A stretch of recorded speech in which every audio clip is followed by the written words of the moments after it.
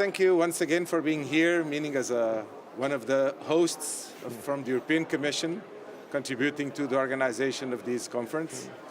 So from what you have seen up to now, the panels, the keynotes, the sessions, is it living to your expectations of what the evolution of 5G will be? What's our views on these? Okay, thank you very much, Luis, for the questions. And first of all, on behalf of the Commission colleagues, we wanted to congratulate you for your superb organization of the event, which is, of course, your staff. The reward should be with you. From the point of view of the 5G evolutions and the 5G developments that we have seen so far, and taking into account the position we started from in 2013, 2012, when we started to think of this 5G story, it's clear that things are not developing exactly the same way. What we see today is something which has at least several phases. So we can see that there is, on the one hand, a lot of commercial pressure on 5G for very early and very fast rollout deployments. These are the initiatives that we can see in Korea, but also in the US, which originally was starting very late, but surprisingly enough, the US did catch up very fast and they became a leader in this field. And we see this technology now being almost rolled out for very specific applications, such as fixed wireless access.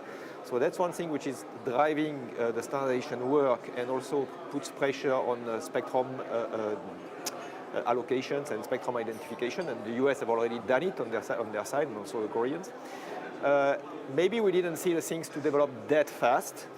But where we believe that research is still very important in this business, and we should not just be complacent and sit on our laurels and think everything has been done by the community and everything is going to be solved.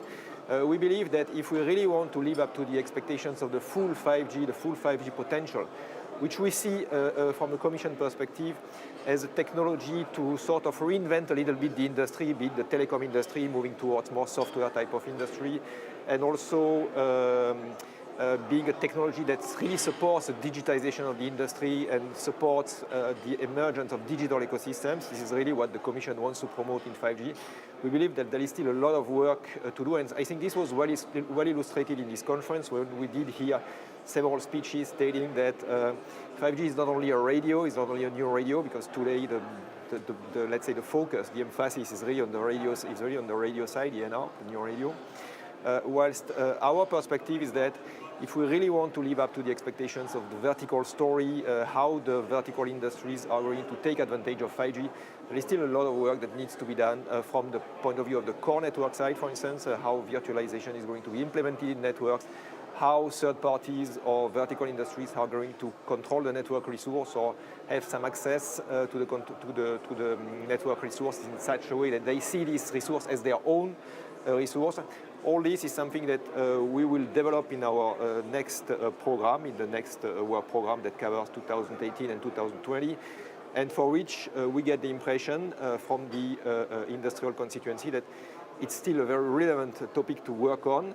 And I think the messages we got from this conference also go in that direction. So for us, it's a sort of reassurance that we are not heading in a completely wrong direction.